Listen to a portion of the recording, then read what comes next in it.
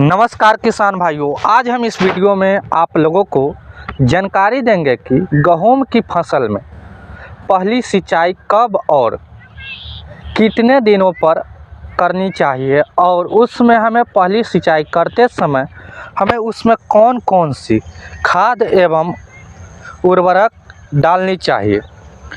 तो आप लोगों से एक छोटा सा अनुरोध है, चैनल पर पहली बार है तो चैनल को सब्सक्राइब कीजिए और लाइकन नोटिफिकेशन दबाना ना भूलें। किसान भाई, आपको ये बात ध्यान में रखनी है, जब अपनी गेहूं की पहली सिंचाई कर रहे हैं तो आप अपनी गेहूं के पौधे के बिजाई के आसपास कल्ले और नई शाखाएं निकलने की फुटाव ज़्यादा होगा।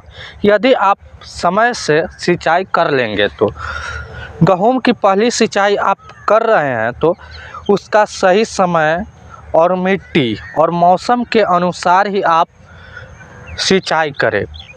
आपको जो पहली सिंचाई करनी है, यदि आपको ग्रोथ अच्छी है, बढ़ रहा है, पौधा के विकास अच्छी ढंग से हो रहा है तो उस समय आपको 25 से लेकर 30 दिनों के बीच में आपको पहली सिंचाई कर देनी।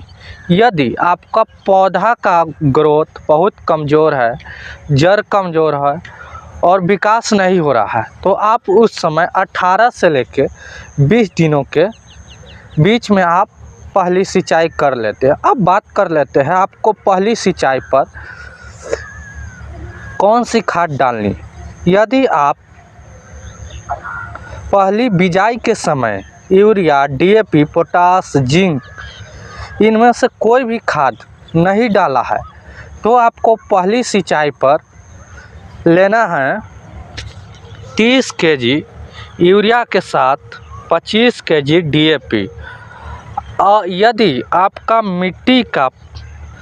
मिट्टी में पोटास की कमी दिखाई दे रहा है तो आपको 10 से लेकर 15 केजी पोटास भी इसमें मिला सकते हैं। अब हम बात कर लेते हैं, अगर बिजाई के समय जिंक नहीं डाली है तो पहली सिंचाई के साथ आप जिंक का उपयोग कर सकते हैं।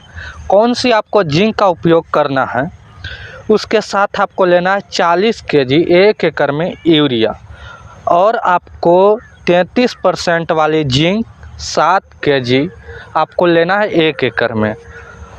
यदि 33% वाली नहीं मिल रहा है तो उस समय आपको 21% वाली यदि दे रहे हैं तो आपको उसकी मात्रा लेना है 10 केजी पर एकड़।